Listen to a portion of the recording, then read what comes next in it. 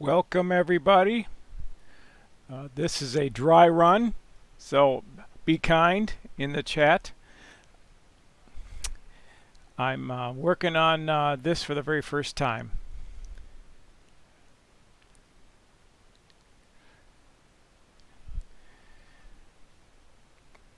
So I'm going to take you on a tour of the universe. We're going to use the remote control telescope.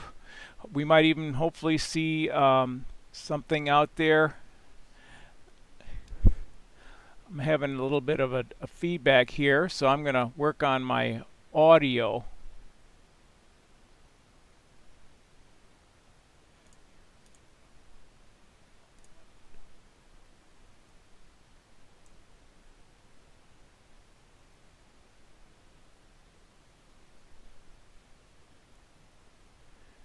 Well, I'm just going to power ahead.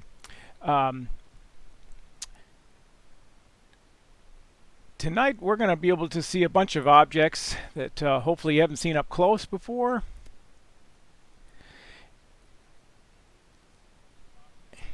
We're going to hopefully see the International Space Station up close. So I'm going to show you a little bit of what's going on with me and who I am, and a little bit of narration there. I've always loved telescopes and taken pictures of faraway galaxies. I've been a watcher of the skies for a long time. I love seeing outer space, but you know, I started to take pictures of outer space. I mean, like a lot of people, I got started with a lunar eclipse, and I started to buy telescopes that started small and they got bigger and bigger. It's what happens. But I just love taking pictures after I was looking through telescopes, and you can see I started taking pictures of things that are close by. Things that are easy, just put the camera on the tripod and just shoot away. Solar eclipses are really rare and fun, and unfortunately dark backyard skies are also becoming very rare. Outdoor lighting is taking away our night sky. And most people listening to this can't see the Milky Way from their backyards. And this problem is not slowing down, it's getting worse. So me personally, I had to take action. So I moved my telescope and camera from my backyard here in Michigan all the way across the country to a place called Dark Sky, New Mexico, down in the desert southwest. It's close to the Arizona border and not far from Mexico.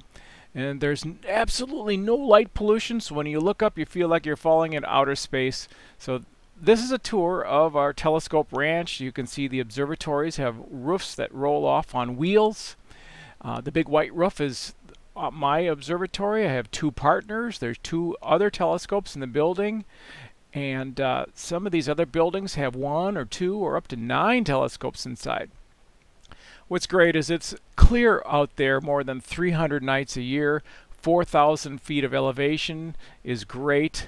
And if you take a look here, you can see the blue, see that blue deck there and the red telescope? Well, that belonged to Percival Lowell. That was his personal telescope. He's the guy who found Pluto. So I don't know how it got there, but it's really cool. Now, earlier tonight, I opened the roof. And we opened the roof at sunset in order for the heat to go away, because it's the desert, it's hot in there, and if you have a hot camera and a hot telescope, you're not going to take very good pictures because heat is bad when it comes to cameras. So this is a video, and this is almost exactly what it looked like just a few minutes ago as I was closing this or opening the roof there. So so that gives you an idea of what we saw when we opened the roof. So and now it is going to be time for us to go live. So I'm going to go live to the telescope out there. So here we go. Now you got my face live here on the upper right hand side. You can see a live view of the telescope. It's pointed straight up. You got a shot of the setting sun over the Chiricahua Mountains. You can see those in the distance. Those Chiricahua Mountains are about 25 miles away in Arizona. And this camera is kind of nice just to be able to slew around, I can move it over. But since it's just getting dark, it's not gonna provide a lot of detail because this is a surveillance camera. It's just really not made for a super low light situation. So I'm gonna dump that. So now you're looking at the planetarium program that helps point the telescope. So this is the telescope's view. This is the night sky. And where the telescope is pointed at this moment is that yellow and green circle there. And perhaps you could see my mouse. That's where we're pointed. This is the night sky, and that's the way it is right now.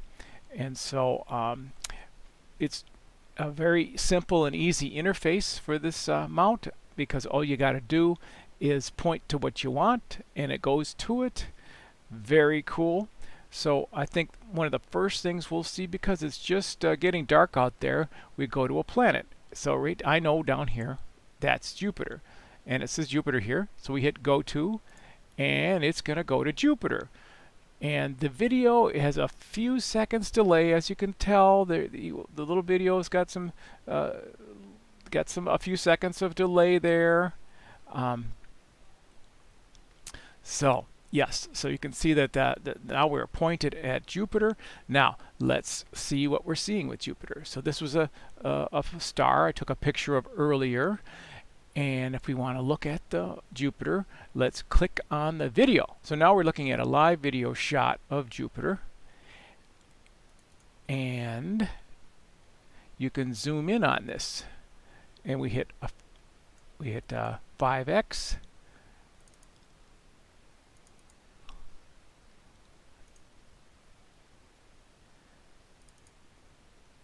There we go. I'm going to get closer. We're going to zoom in 5 times faster, or 5 times closer in. And now what you're seeing here is Jupiter, the bright blob, and 3 of its moons. There's 1, 2, 3, but there's the 4th one just peeking out the edge there. So that is a live view of Jupiter. And what's kind of fun is that I can vary the sensitivity here. So we're really blowing out Jupiter because we're trying to get its moons. So if I turn down the ISO, and I can change the exposure, and we'll try to get Jupiter, because I want to show you the cool cloud bands that are on Jupiter. So let's go to an 80th of a second. There you go. Can you see Jupiter there? And I think if you look really close there on the left side, I think you can see the red spot.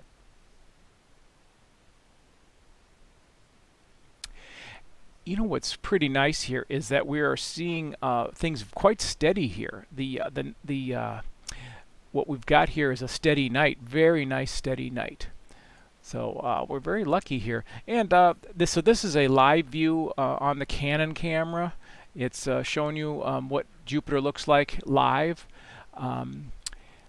So that's kind of cool. So you saw Jupiter's moons and you saw Jupiter's cloud bands there.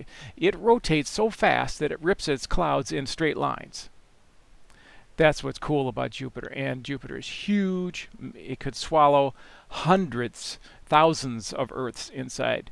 And that red spot, that dot you can see on the left there, which is so small, would eat up 5 Earths just in that red spot there. So that is Jupiter. Now if we go back to the telescope pointing program, I happen to know that right next to Jupiter is another planet. We click on that and we hit go to Saturn. And there it is. It's right there. And now we go back. We're pointing at Saturn. And there's Saturn. Very cute, isn't it? It is dark there. So what we do here is we change the exposure here. Right now it's 500th of a second. Let's go to a 100th of a second exposure. There. You can see the rings. It's beautiful. Saturn is my favorite. And it's always spectacular. And when you show it through a telescope to people, they're in disbelief. They just can't believe that you're really looking at another planet. You're looking at Saturn here. But we are really lucky tonight because look how steady it is. It's very sharp. So it's a real special night out there in the desert tonight. We got very lucky. As you know, there's a lot of smoke in the atmosphere all over the United States, and the observatory in the desert there is not far from California, some of the fires, and so they've had a lot of smoke and haze, and it cleared up a little bit tonight. You can still see a haze. It was very red sunset, and so I was a little worried, but it's turning out pretty good. Now, let's go for perhaps a longer exposure here, and we might be able to see some other of the moons of Saturn. So we crank up the sensitivity, the ISO sensitivity, and so you can see we've really blown it up. But you can see there's definitely a moon there to the lower left. That's probably Titan.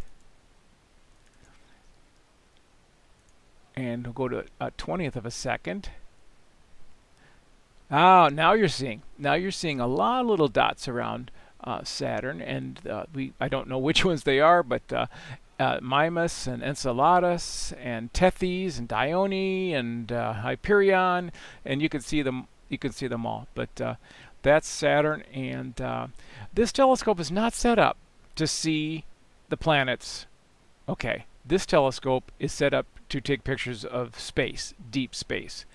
So we're lucky just to be able to do anything here when it comes to things that are close by. So what I'm going to do next is go to a bright star, or maybe a double star.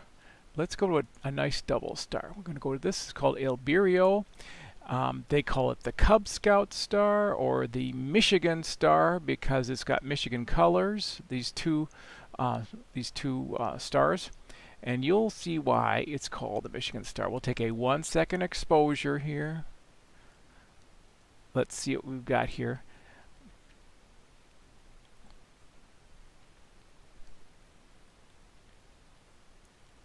And I haven't seen anybody ask any questions yet, but I am able, during the time I'm taking a picture, we have dead time, right? And so there's time for me to answer questions via the chat.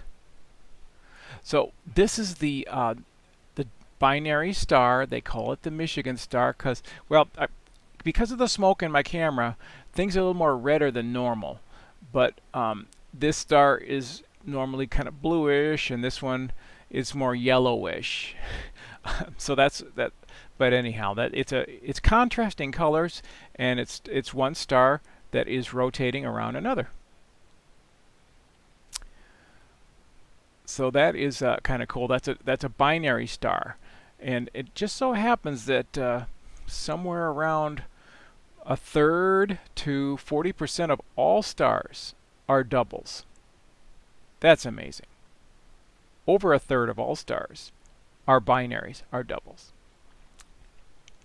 So I just wanted to show you some, because we start with things that are easy to see, and in this tour of the universe, I wanted to go from things that are close by to things that are far out. We'll finish the evening with galaxy picture, but we have a special treat with the space station, and it's gonna be coming over here at about 10:30 Eastern time. So we got some times to do some other fun stuff here.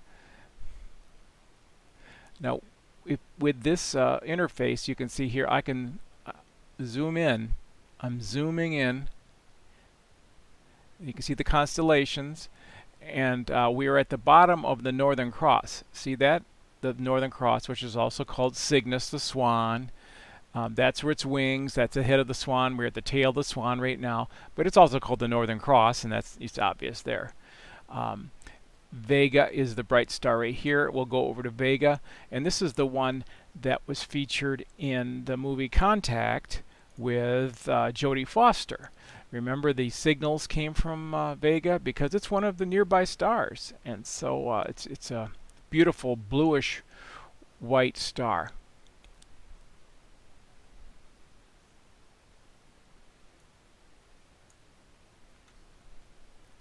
Okay, I have a question. How is the telescope set up different for deep space versus planetary? Well, this telescope is it does a good job of deep space, and it does kind of a partial job for planetary viewing. We have to rely on a trick of the Canon cameras to be able to zoom in to see Saturn and Jupiter. Um, they were pretty small, right? Pretty unsatisfying. We would have loved to see them even closer, and so this telescope is not set up. If it really was a planetary telescope, we'd zoom in to Saturn's rings. We go super close to Saturn. We'd kind of zoom in between the planet and the rings. So it's it does pretty good on the moon and planets. No, there's no moon tonight, so that's why we're not looking at the moon. But the planets are very good in this, but they could be better if I had had a high power telescope. So this is a low power telescope, and because a lot of things we're looking at in the sky are bigger, and planets are bright, galaxies are faint. So this is a telescope that's set up for faint things, not so much for the bright things. So this is Vega, and as you can see, my focus is still pretty good. We check focus throughout the night just to because we are in the desert, and as soon as you open up that roof, the temperature starts dropping, and as the temperature starts dropping, the focus changes on the telescope tube, and you can see as we zoom in, we see more stuff. This is the Lyra constellation, the little lyre, the little mini harp. This right here is Hercules. We're going to be looking at Hercules pretty soon. Well, we might as well go to Hercules now. What the heck? So we saw a star. We saw double stars. Now, let's look at a whole pile of stars. I mean, like 250,000 stars.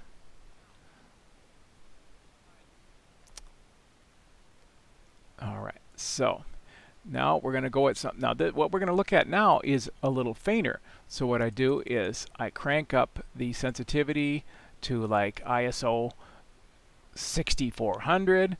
I'm going to go for a 30-second exposure. I'm going to hit go. So now we've gone out to deep space. We are now out well away from our part of the Milky Way, and we're looking at things that are faint and far away. Yeah, I might try to go for the double-double. That would be a good idea too. Okay, after this, let's go for the double-double star. That's a good suggestion.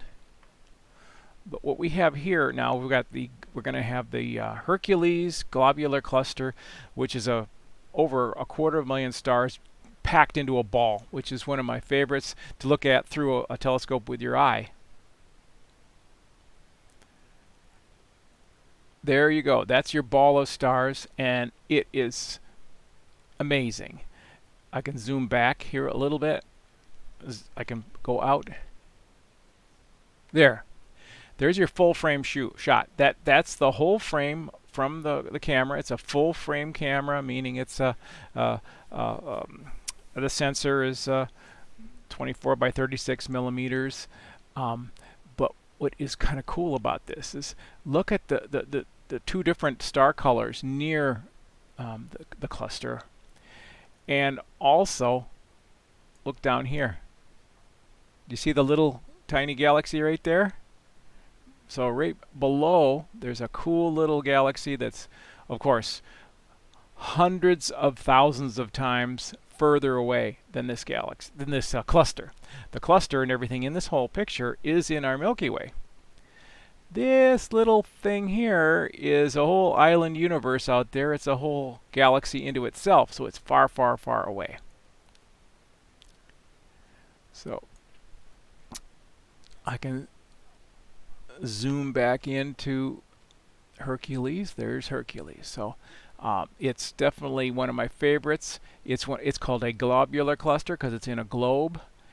And I read somewhere where if we were orbiting around one of those stars in the center, we would never have night, because there would just be a lot of really bright stars in the sky that would really not allow us to have dark. So as you can see, our focus is staying pretty good, and you can see that we have cranked up the sensitivity, so there's a bit of noise in the picture, but hey, it's worth the trade-off. So let's see if it will let me find the double-double in the search. Nope.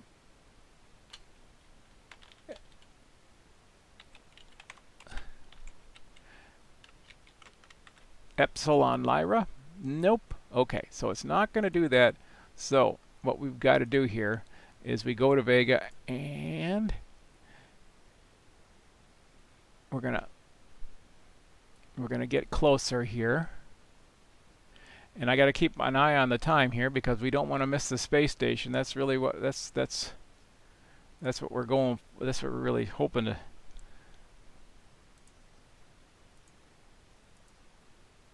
See, there we go. You see that little double star right there? That's what we're going for. All right, now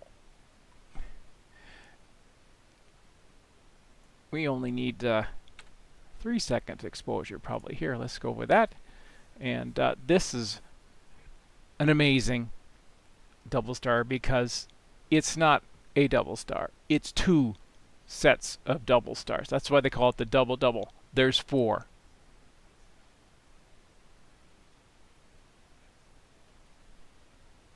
Okay, now you just see 2, right? And the reason you only see 2 is because I overexposed it. So we're going to go, that was a 3-second exposure, and we're going to go back to a 1-second exposure, and we're going to come down to ISO 250 and try again. There's very few objects in the sky that are like this, where you have a double star and another double star, and they're all together. Oh, it is still a little overexposed, isn't it?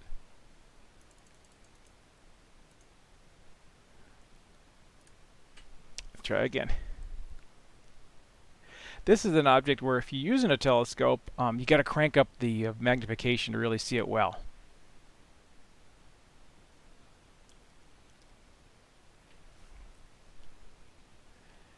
All right, so that didn't help a whole lot, did it?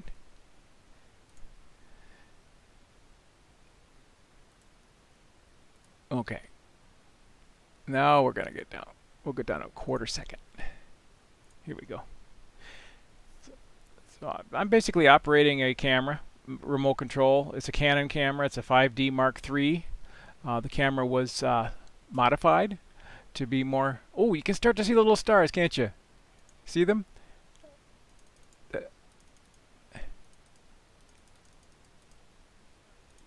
All right. I'm gonna crank it a little more. We're gonna do this a little more magnification here to be able to see all 4. now you saw nothing. I think we went too far on that. All right, this is my last shot, and then we're gonna go to something else. This is minutia, but it's a fun object. Looks like that's about the best we're going to do. Like I said, this telescope is not set up for high power so much. It's better for the low power. So we go back to zooming out. We have 6 minutes until we have to get over to see the space station. Well, since we talked about stars, what about where stars are born? Let's take a picture of a place where stars are being born right now. So this is called a stellar nursery, a nebula, and it's going to be a place where these gases will coalesce and pack down, and they'll form a star someday. And they glow red because red is excited hydrogen. Hydrogen is the building block of a star. So this is going to be a hydrogen gas cloud. Oh, that was only a 1 second exposure. I think we're going to need a lot more than that. Let's do 35 seconds. And we're going to zoom out on this one, because this is it's called the Lagoon Nebula, and it occupies the whole field of view. So we're going to zoom out to the whole field of view, and it's going to be very cool. And during these 35-second periods is the time that you can chat, send me a question or a complaint. No, I have a suggestion box. No, it's not a suggestion box, but anyhow. But this is my first time, and I'm working on getting this smoother, because Astronomy at the Beach is coming up on the 25th and 26th, and I'm going to be doing something like this, so we need to make it smooth. Well, there you go. There is the Lagoon Nebula. See, it is just a vast cloud of gas, and what's cool, and I'm going to zoom in on the spots that are where stars are being born. Let's go over here. See these black areas? There's dark areas there. Those are dusty cocoons of stars, where they're being born inside that dark cocoon. And they're called Bok globules, from an astronomer named Bok. And these stars that you're seeing here around the gas, they were just born. So they're just baby stars, brand new. And if you're a baby star, you're going to be hot and pretty blue in color. But they call it the lagoon because there's this dark part of gas. This is the dark is usually dust. Dark is dust, and dark keeps us from seeing what's behind. And the red glowing stuff is the hydrogen gas. And you see lots of these star-forming dark black globules where they have protostars right inside. But, it's beautiful, and this is one of the things where you can actually see with the binoculars. You can see this in binoculars. I highly recommend getting out there and trying to see this. Question from Amy on inspecting, cleaning my telescope. Yes, I looked at my scope with the webcam today, and it is dirty. I have dust. Dust is a problem out there in the desert, so the telescope needs to be cleaned off. I have not been able to get out there since March. But I cleaned it in March, and so every 6 months it needs a cleaning. But there are people there at the Telescope Ranch, Dark Sky, New Mexico, and they would clean if I asked them. Luckily, most of the stuff is cosmetic. The mirror itself does not get real dirty because I park the scope horizontally. The dust is not going to fall down on the mirror. So the mirror's I've been out there 6 years, and I had to wash the mirror once in 6 years. But so it's a great question, though. Dust is an issue. Dust is an issue. We have to be very careful. Yeah. So it is almost time for us to look at the space station, but I think we've got time for one more thing. The Swan Nebula, and this one looks like a swan,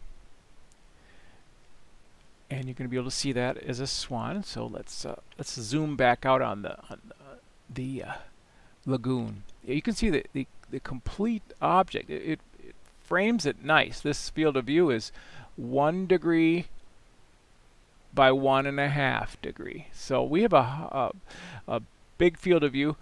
The full moon would be right there. This camera is perfect for like a full moon. So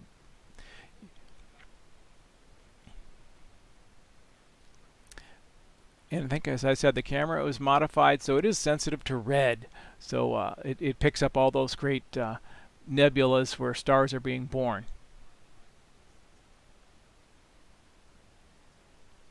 There's the swan. Can you see the swan? It's the tail there, and there's the body, and the head comes around that way.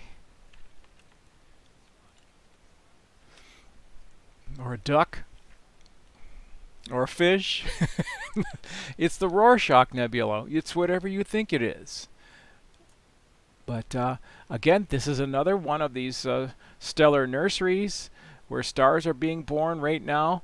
And I really love taking pictures of them. They're so colorful. So right about this time is when the space station should be starting to come up. So I had downloaded the coordinates.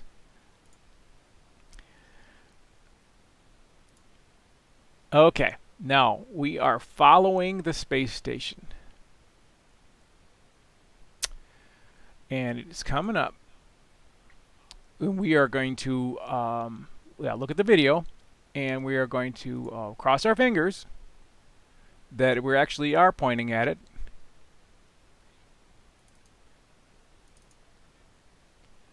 All right. That's the space station. We are way overexposed, so we're going to go to a 2500th of a second. Real.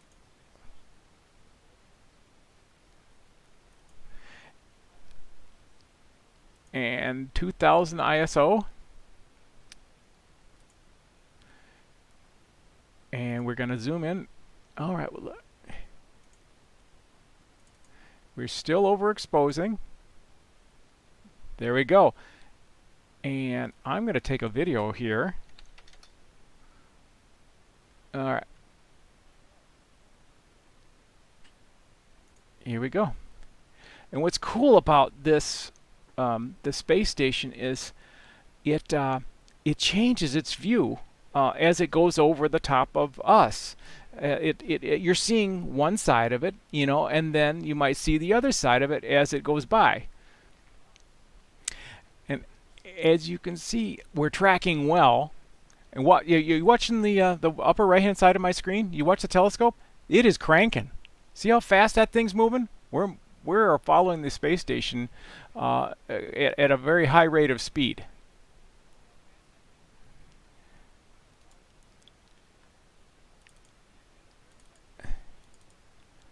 Okay, we're having some tough times keeping it in the field of view here, but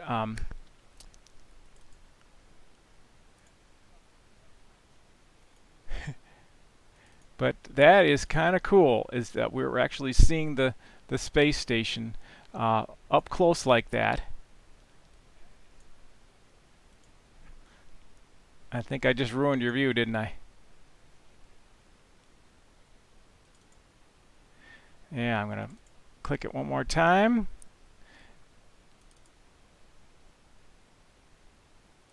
All right. And the station is almost going to be fading away here. It's almost going to be no, I think it has gone away. Yep. So we are going to push.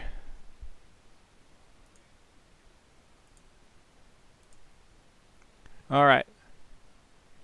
We've stopped it now. When it's going so fast, it terrifies me that the telescope is going to run itself into the mount or something bad's going to happen. I think it's got safety controls, so it's not going to slam into something, but I always worry about that when I'm looking at something like the space station.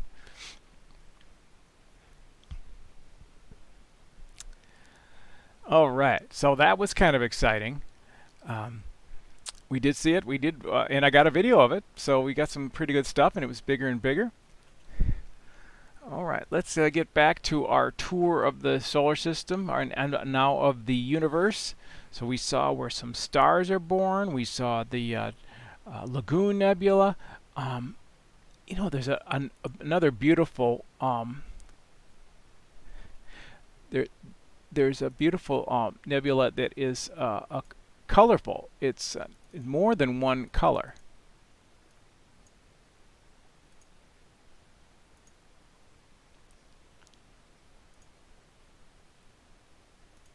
There we go, the Trifid Nebula. And this is really, really nice. If you ever watched the old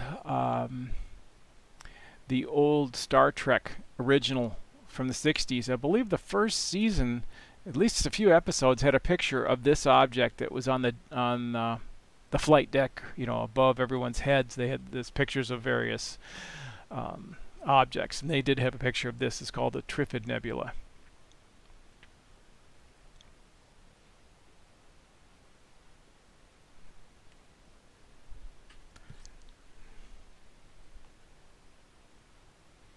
And this is also going to be a place where stars are born, but it also has a different color of gas. So it contrasts. We're going to see a contrast between the red glowing hydrogen gas and the blue reflection nebula that doesn't glow. It just reflects a starlight that's nearby. There we go. You can see it's the Trifid because you can see there's like 3 lines in this circle. That's the Trifid.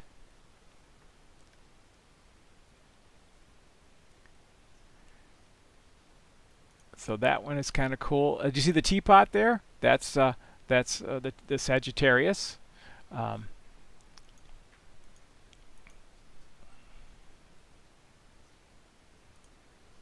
Eagle Nebula. There in the Milky Way here, the summer Milky Way, there are so many fantastic different nebulas right along, all the way along here, and they're red, and so it's just fun to see them.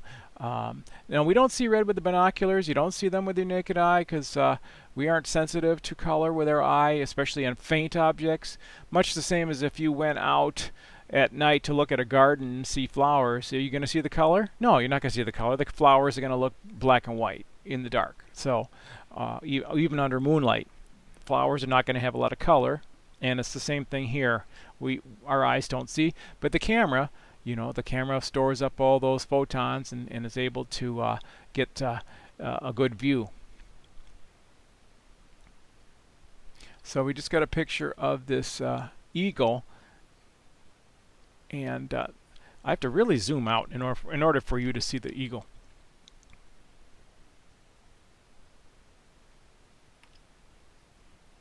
I'm having trouble seeing it. But if you remember the Pillars of Creation, the Hubble Space Telescope picture, is this right here. It's one of the most famous of all the Hubble pictures. I basically have it upside. I need to flip this sucker around. There we go. There. So see the fingers, and that's where stars are being born. And the space station, the space telescope got some really good pictures of this. But this is a pretty good picture. I mean, it's a pretty amazing picture. One thing I want to tell you is that when I take the pictures, I will take a 5-minute exposure of this, and then another 5-minute exposure, and another 5, and another 5, and another 5, and another 5, and I will take 4 hours worth of 5-minute exposures. Then I use software to stack them all up, and then you've got a nice picture with no noise, smooth, and lots of galaxies, or lots of good detail. So it's a stacking routine, and one thing about this picture taking astrophotography is that only half the job is what we're doing here. The other half is what you do with Photoshop and some of these other programs. And at some future time I can show how to do that. Oh, now this is another very good star cluster. It's called the Wild Duck Cluster. And it's not a tightly packed cluster like the Hercules you saw earlier, but still it's beautiful. And it's called Wild Duck because there was an astronomer back in the 1800s who didn't have a very good telescope, and he thought he saw a V formation of flying ducks in this cluster. And I have trouble seeing the V. Maybe you can see the V when we get a picture of it here.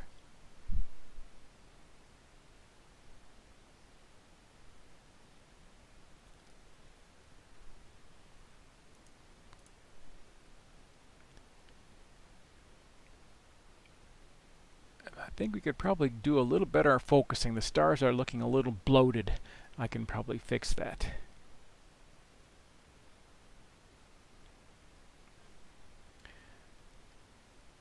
All right, so that is the wild duck cluster. Let me zoom out.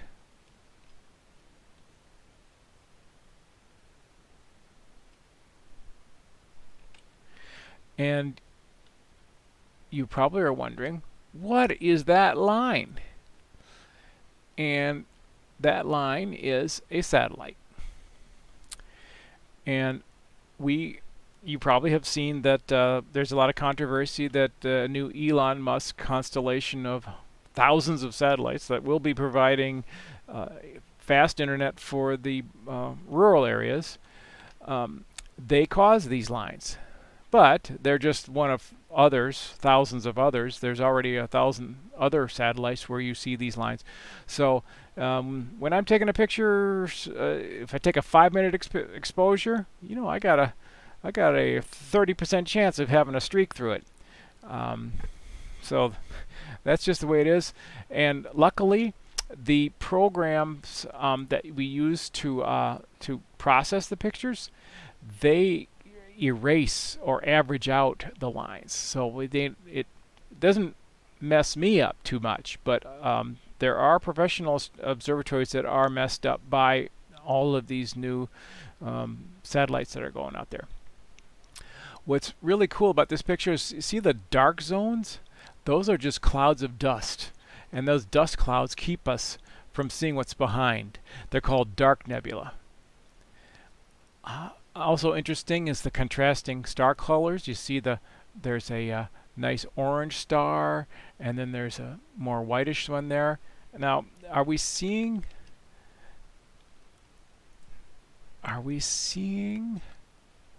the V?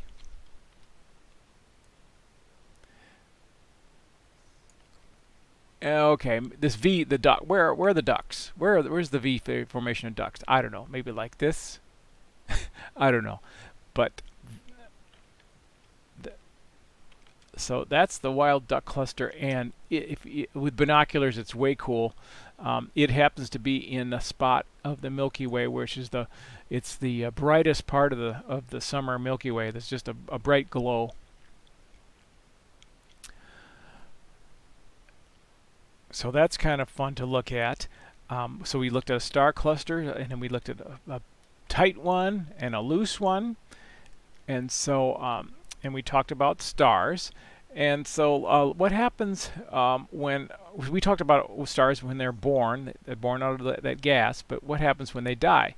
Well, one way they can die is like our sun. When it dies, it's going to puff out its atmosphere into a bubble, a hot bubble, and that hot bubble, as it's dying, will expand bigger and bigger and bigger, and unfortunately, that bubble will get so big it'll encompass and hit the Earth, and then we quite literally will be toast. We'll be fried up. The hot gas will burn off our atmosphere, and all life will cease. Luckily, we've got a few billion years before this happens. But I can show you now a star where it is going on right now, and you'll be able to see that. This is called the Ring Nebula. It's in Lyra, near Vega, and it's one of the great things you can see with a telescope. And it's a star that's causing a bubble.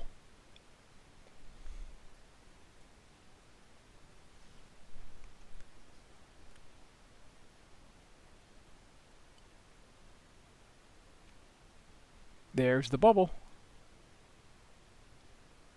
So I'll put it right in the middle. We'll zoom in. And this is a dying star nebula. It's a dying star. You see the star in the middle? That star in the middle is puffing off this hot gas bubble that's glowing, and ever expanding. And soon it'll just puff right out and it'll be gone. And so the the that the bubble is way bigger than the orbit of the Earth would be on this scale. So that is a dying star nebula. There's another good one right over here.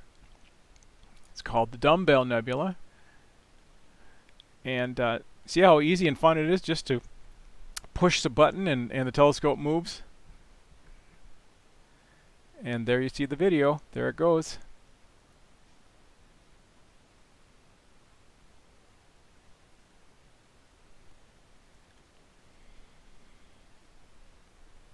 We're lucky that the smoke did clear out in the desert today. It's still pretty hazy here in Michigan, but it's gotten better down there. It's really hard for people, experts, meteorologists and scientists, to predict where that smoke's going to go, because it is subject to the jet stream and those winds. And when you look at some of the smoke maps, you can see it swirl. And it's kind of cool to watch. There's the dumbbell, and it's beautiful because it has two different colors. You can see it's teal and pink, and you can see the star in the middle right there that is dying. And I believe this is closer than that ring nebula we saw earlier, so it's bigger. But it's kind of football shaped, isn't it?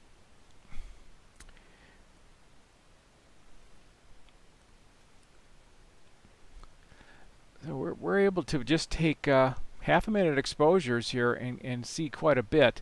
If there are other requests, I will take requests if it's something we can see here. So that's two ways that a star can die.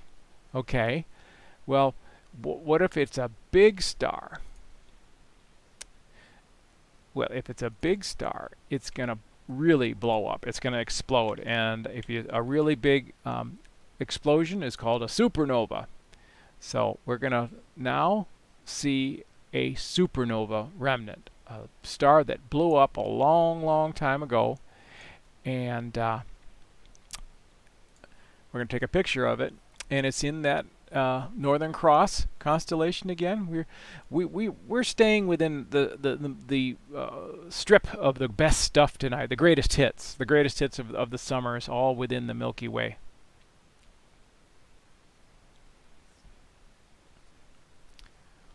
So this is a shock wave of gas that's still whipping through space at miles per second. Many, many hundreds and thousands of miles per second.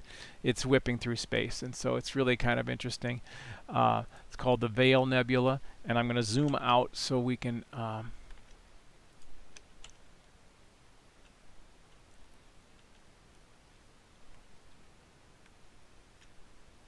there. So it's called the Veil Nebula because it looks like a veil. It's filamentary. See the filaments? And this is the shrapnel from a star that blew out, and it is whipping through space at high speed. And the interesting thing about this is that all the elements that are in our bodies are in this cloud. All the higher elements, the iron and the sulfur in our bodies, is made by a supernova explosion. It spreads it all out, and that's the elements that forms our bodies came from a supernova. So we are star stuff.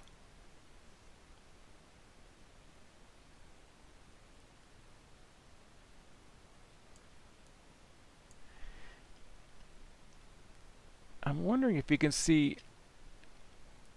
No, it looks pretty even there. But yeah, we've even got some blue gas there in addition to the red gas. And this object is even way bigger than I can take a picture of. I mean, if I wanted a good picture of this, I would have to make a mosaic. I would take several pictures and paste them together, which is a heck of a lot of work and probably not worth it. But that's a supernova remnant, and there are not very many of those in the sky. And as you may have heard, the star Betelgeuse also pronounced Betelgeuse, it it could be going supernova. We just don't know when. It could be tomorrow. It could be in 1,000 years. But we did see it suddenly dim this winter, which was amazing. And I got pictures of the before and after, and it really did dim. And people were thinking it might go supernova.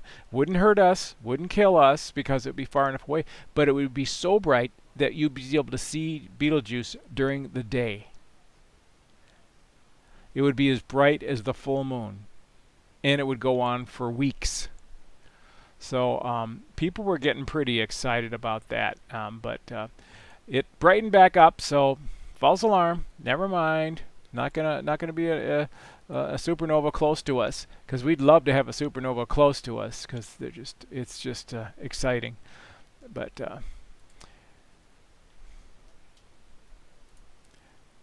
let's zoom out to the whole sky again. There's the whole sky tonight. And yeah, when we get to the end, I want to show you one more planet that you don't normally see. That'll be one of the last things we do. Another star cluster over here, M15. We'll take a picture of that. It takes just a few seconds to go to it, and then we start taking a picture.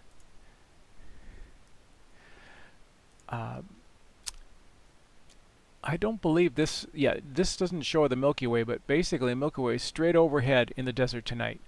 Much like it is here in Michigan right now. The Milky Way is straight overhead. So, but I was just outside earlier, and we've got a lot of smoke haze. It's really hard to see any stars at all right now in Michigan because of that haze. And I thought it was hilarious when all the forecasts on the radio and TV were saying it's going to be sunny tomorrow, going to be sunny, bright sun. No, it was not bright sun. We had haze, but like I said, it is hard to predict the smoke. So now we're going to get another one of these balls of stars. This is probably 100,000 stars in a ball.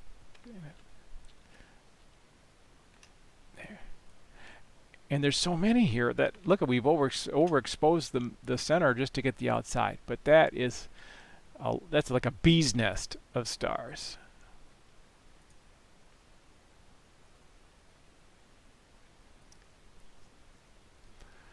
All right, let's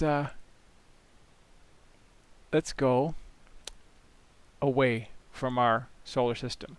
Everything we've seen so far has been our solar system. Our Milky Way, our galaxy. Our galaxy is about I think it's 100 billion stars. And now we're going to go to a whole different galaxy, which is 2 million light years away.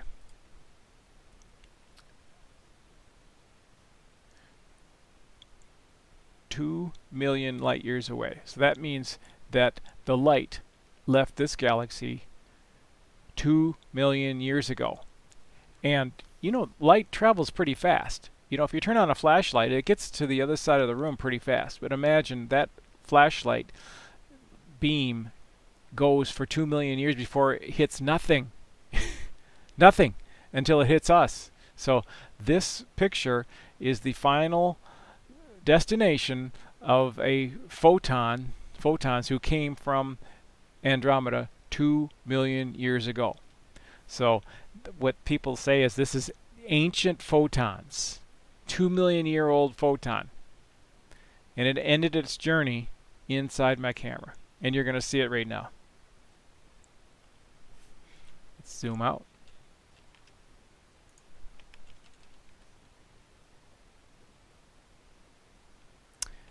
There you go. So there you go. That's Andromeda Galaxy. It's big, and it's got those dust lanes, dark dust lanes, and it's got the bright nucleus, and it's got these two companions, the real bright one here and the bigger, fainter one up there. And those are little galaxies that are companions. We've got a couple little ones, the Magellanic Clouds. So that's Andromeda, and you could see that it's a little more yellow than normal because of the smoke. My camera is normally has a little bit of a pinkish tinge to it, but this is definitely yellow brown, and yellow brown is the color of smoke, isn't it? So this is the price we pay for the smoke. It's definitely we're being affected by it, but we're happy to be able to do it tonight at all, because I've been trying to do this for several nights now, and the smoke has been so bad we couldn't even do it. But what if I zoom in a little bit and we can really see the center?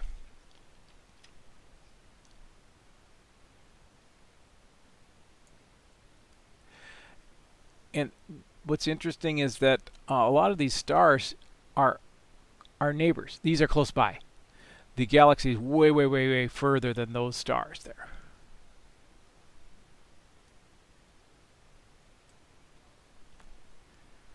So that's Andromeda. And what's really amazing is that there's lots of stars in our galaxy. What is it, 100 million? 100 billion? There are like 100 billion galaxies, each containing billions of stars. It's mind-blowing. The numbers and the distances are mind-blowing.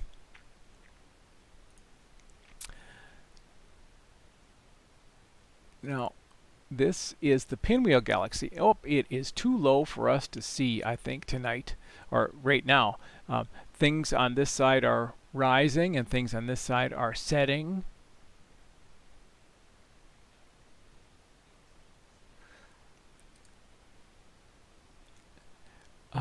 Stephan's Quintet is a beautiful little quintet of galaxies which are far, far away. I mean, I told you that Andromeda is about 2. Okay, Stephan's Quintet is probably 200 million light years away. And what is interesting about this grouping of 5 galaxies was featured in the movie It's a Wonderful Life with Jimmy Stewart. When Clarence the angel is talking to Jimmy Stewart, they put this picture on the screen, and for to signify heaven. That's where Clarence was, and so this is Stephan's Quintet.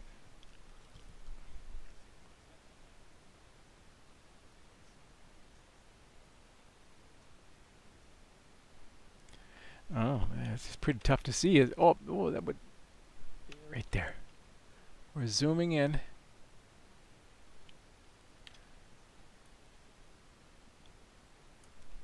There's 5.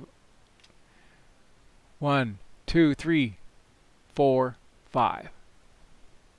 And they're thousands of um, light years away. There's a question from John about how much do I spend each week with my setup? Well, this time of year is my best time of year for taking pictures because the weather in the desert is great. The summer is the worst time in the desert because we have the summer monsoons, and it's cloudy with thunderstorms in the area almost every night. And so it's tough to get many pictures in June, July, and August. It's tough. But now as we get into September, it cools down, and so I will be taking pictures every night or every other night, especially if there's no full moon. Um, and so, yeah, I will definitely be at least twice a week. I will set up. Basically, what I do is I will get the telescope ready, and I will set it to take pictures all night. Then I go to bed. So that's the way I got it. So I set it up to go here, and I will hit the sack by midnight, and it's taking pictures all night. Then the next morning I come back to my office, fire up the computer, and then I can see what I've taken. So I will be doing that a lot here now, starting in September. the telescope is currently not fully robotic, automatic, meaning autonomous, working by itself. And I was hoping to be able to do that, but it would require me to get out there to the desert, and due to our plague, I'm not sure if I'm going to be going out in November like I normally would. But when I do get things set up totally automatic, autonomous, I just program what I want it to do, and it'll take pictures all night, and it'll work totally independent of me. So I'm looking forward to doing that. But right now, I basically have to set it, and then I can go to bed, and then it completes the work over the course of 3 to 4 hours. If I have it programmed, it'll do what I want for 3 to 4 hours. Then it'll just go to another object and take another pictures there for another 2 hours. So yeah, I will be doing a lot more here now that the weather is good. And wintertime is great for taking pictures as well. Highly recommend it.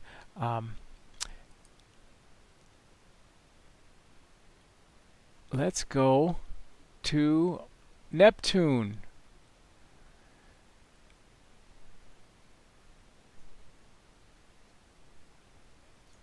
Okay. I'm going to take just a 3-second exposure. And Neptune is a gas planet that's out there further than Jupiter, further than Saturn, further than Uranus. It is the outermost official planet now that Pluto was demoted. There is not a great. Well, let's take a video of this. Let's see what we can get on the video of this. It's a bluish greenish planet. What's over here? There, that must be it.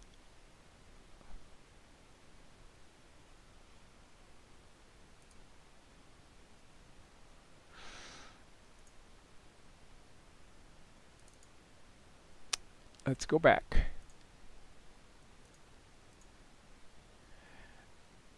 But Neptune is a gas giant, and it's just way out there, and it doesn't really have any. There's no detail we're going to see on it because it's got so many clouds. There's no surface. There's no rocks.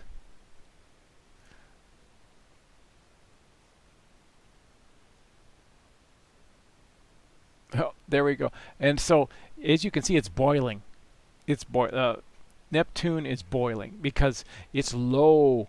It has just come up, so it's low on the near the horizon, and the heat from the desert is rising. And then when the heat rises, it causes a lot of distortion and shimmeriness. So we are getting a very weird UFO effect, aren't we? But hey, we can say we saw it. We saw a Neptune tonight, and so you could say you saw 3 planets. We saw Jupiter, Saturn, and Neptune. And so I think we might go to one more object, and then we'll call it a night. What might be good? And if anybody has a request, they can type it in. But we are lucky to have so many planets really well placed. Jupiter and Saturn are great.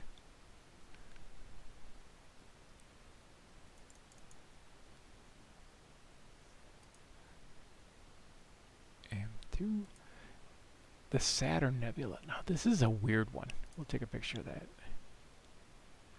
The Saturn Nebula it's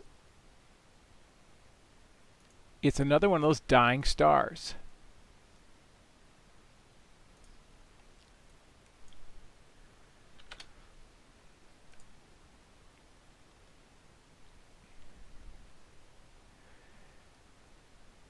But it's got a weird shape to it. It's not circular like the ring, and it's not football shaped like the dumbbell. But it seems to have a kind of like Saturn look to it.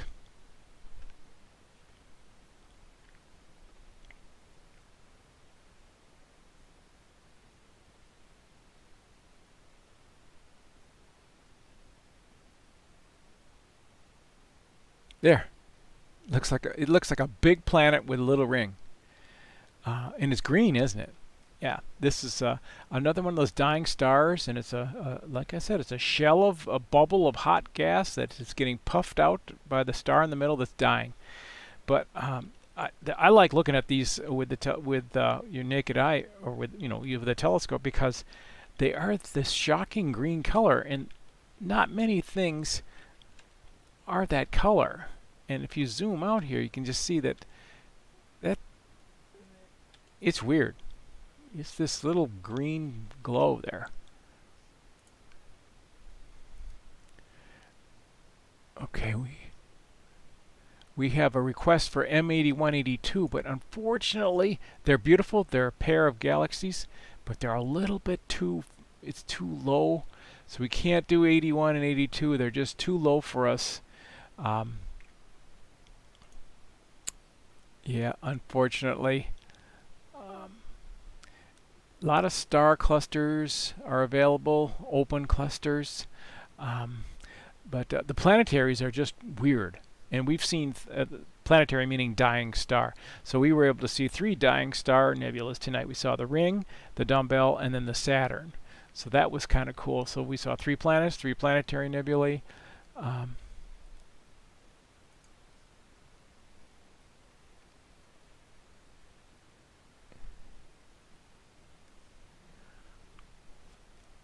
Well, let's finish up with one of the best globular clusters, M22, which is the top of the teapot.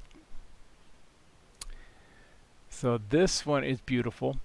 We're going to finish with this. M22 is very huge, and it is a beautiful ball of stars. Some people say it looks like a pile of diamonds on black velvet.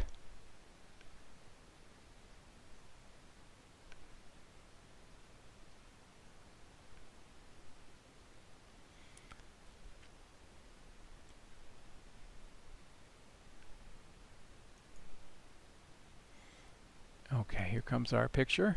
This is our last one tonight. Look at that. That is a lot of stars. Let's zoom in and go crazy. Let's zoom in and go crazy. And notice that our tracking is quite good. Our stars are circles. They're not streaks. The Made in Michigan Planewave L350 mount is superlative. The tracking is fantastic.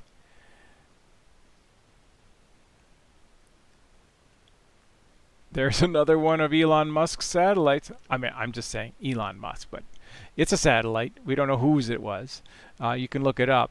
But look at our color. Man, again, we're seeing smoky skies tonight. But that is our final object is a M22, a beautiful globular cluster. Zoom in on that one. And I'm going to close her down. I'm going to say goodbye and thank you to everyone. I'm going to switch over so you can see my Instagram account, should you care. And you can see my Instagram account. And then please put the 25th and 26th on your calendar. Same time, 10 p.m. on the 25th and 26th of September is Astronomy at the Beach, and I'll be doing another tour of the universe, hopefully a little bit more smooth and professional than this one. But that's the plan for the 25th and 26th. Look for that. And so I'm going to now put up the ending slideshow, and thanks for joining.